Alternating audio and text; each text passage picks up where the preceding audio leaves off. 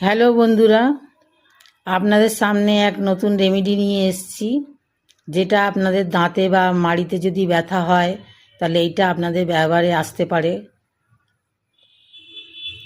চলুন দেখাই ভিডিওটা আপনাদের।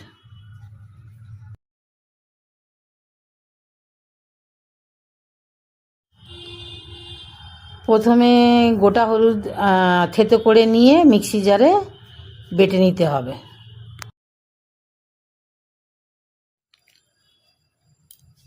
এই মিক্সি জারেতে গোটা হলুদ যেটা থেতো করেছিলাম সেই গোটা হলুদ দেওয়া হয়েছে, আর এতে নুন আছে, আর লবঙ্গ আছে, আর গোটা গোলমরিচ আছে। এই চারটে জিনিস একসাথে পাউডার করে নিতে হবে।